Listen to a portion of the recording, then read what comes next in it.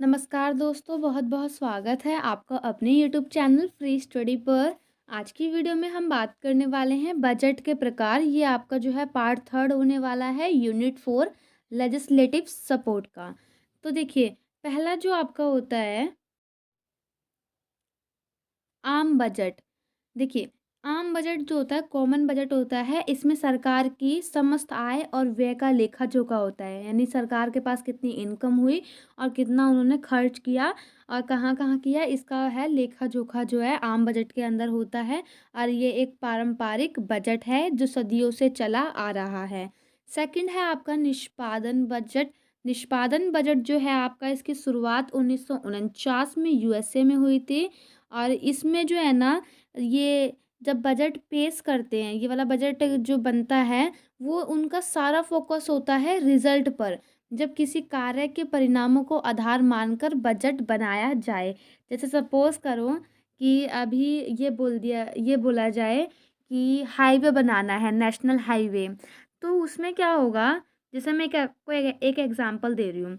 जैसे बोला जाए कि नेशनल हाईवे बनाना है, तो उसमें क्या होगा कि सारा फोकस जो है ना उसका इसके परिणाम पर होगा, रिजल्ट पर। कि जब नेशनल हाईवे बन जाएगा तो ट्रैफिक कम होगा, लोगों का समय टाइम बचेगा तो फिर लोग उस टाइम को कहीं और यूटिलाइज़ कर पाएंगे। और वो टाइम अगर कहीं और यूटिलाइज़ होगा तो लोग उससे अच्छी इनकम कर पाएंगे। और साथ ही साथ ये जो है हमारी इकोनॉमिक को डेवलप करेगा, कहीं ना कहीं हमारी अर्थव्यवस्था काफ़ी अच्छी होगी। तो सारा फोकस किस पे हुआ, रिजल्ट पर। जब देखा गया कि क्या क्या फ़ायदे हैं एनएच के, नेशनल हाईवे के क्या क्या फ़ायदे हैं, उसके बाद ही इसको बनाने का प्लानिंग बनी कि हाँ इसको बनाएंगे। अब इसको बनाएंगे, सरकार ने बोल दिया कि ठीक है नेशनल हाईवे बनाएंगे, लेकिन कैसे, ये कहाँ पे आएगा, बजट में। तो यही होता है निष्पादन बजट। निष्पादन बजट में क्या होता है, सारा फोकस जो है वो रिजल्ट पर होता है। ठीक। तीसरा है आपका शून्य आधारित बजट। थोड़ा यहाँ पे गलत हो गया, बजटा हो गया, बजट आएगा। शून्य आधारित बजट यानी ज़ीरो बेस होता है। आपने जो भी पिछले साल जो भी काम किए, पिछले वर्ष के आंकड़ों पर जो विचार नहीं किया जाता, नए सिरे से नीति निर्धारण की जाती है।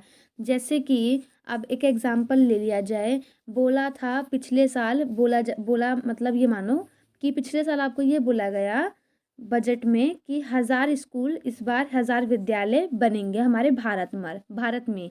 लेकिन 1000 विद्यालय नहीं बने, सिर्फ और सिर्फ 800 विद्यालय बने।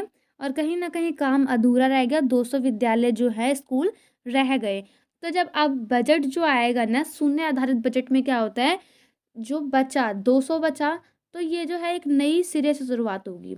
सिर्फ और सिर्फ 200 स्कूल की, 800 को उसमें नहीं जोड़ा जाएगा। पिछला क्या हुआ क्या नहीं हुआ उसको हटा के इस बार सिर्फ और सिर्फ 200 पर ही ध्यान दिया जाएगा। तो नए सिरे से नई नीति के साथ इसकी शुरुआत होती है शून्य आधारित बजट में। अब इसके बाद फोर्थ जो आपका बजट है, उस बजट का नाम है आउटकम बजट। आउटकम बजट की जो शुरुआत हुई थी 2005 में हुई थी। इसमें क्या होता है, जैसा आपका शून्य आधारित बजट में होता है, ठीक अपोजिट, उसका अपोजिट जो होता है आपका आउटकम बजट में होता है। इसमें क्या होता है आपका, सुनने में मैं रिपीट कर देती हूँ, जितना भी होता है ना आपका पिछले बजट को ध्यान में नहीं रखा जाता। मतलब जो बजट बनेगा वो एक नए सिरे से नई नीति से शुरुआत होगी शून्य बजट में। लेकिन आउटकम में क्या है कि पिछले वर्ष क्या क्या काम हुआ, यानी सरकारी योजनाएं अपने लक्ष्य को किस सीमा तक प्राप्त कर चुकी हैं, यानी कितना कितना काम किया, कितना काम नहीं किया, कितना पेंडिंग है, वो सारा काम देखते हुए ही बजट पेश किया जाता है या बजट बनाया जाता है। उसे कहते हैं हम आउटकम बजट। सभी मंत्रालय यानी सभी डिपार्टमेंट के कार्यों का मूल्यांकन किया जाता है और उसके बाद बजट बनाया जाता है। ठीक। नेक्स्ट है आपका फिफ्थ, लैंगिक बजट।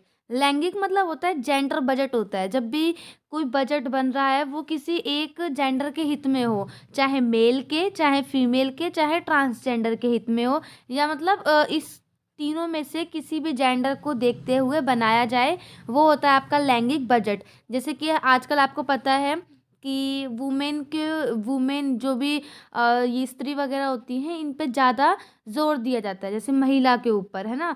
तो भारत सरकार द्वारा निर्मित ऐसा बजट जो कार्य और योजनाओं का आवंटन लिंग के आधार पर करता है, यानी लिंग के आधार पर, जेंडर के आधार पर। इस बजट के द्वारा महिला अधिकारिता और महिला सशक्तिकरण को बढ़ावा दिया जाता है। कोई भी ऐसा बजट बनाया जाए जिसमें महिलाओं के ऊपर ज़्यादा ध्यान दिया जाता है, उस बजट को हम लैंगिक बजट मतलब कहते हैं। जैसे कि अभी एक योजना बहुत सालों से चली आ रही है, लाडली योजना, जो कि सिर्फ और सिर्फ गर्ल्स के लिए है। तो ऐसी बहुत सारी योजनाएं होती है जो सिर्फ महिलाओं के लिए होती है, गर्ल्स के लिए होती है। तो ये किसको ध्यान में रख के बनाया जा रहा है? लिंग के आधार पर, जेंडर के आधार पर, यानी बेसिस ऑफ जेंडर। तो ये हो गया आपका लैंगिक बजट। आई होप आपको वीडियो अच्छी लगी होगी और आपको कुछ नया सीखने के लिए मिला होगा। चैनल पे नए हैं तो चैनल को सब्सक्राइब, शेयर, वीडियो को लाइक ज़रूर करें। मिलते हैं नेक्स्ट वीडियो में अपने न्यू चैप्टर के साथ, क्योंकि ये आपका यूनिट यहाँ पे फिनिश हो चुकी है। बने रहने के लिए धन्यवाद। तब तक के लिए जय हिंद, जय भारत।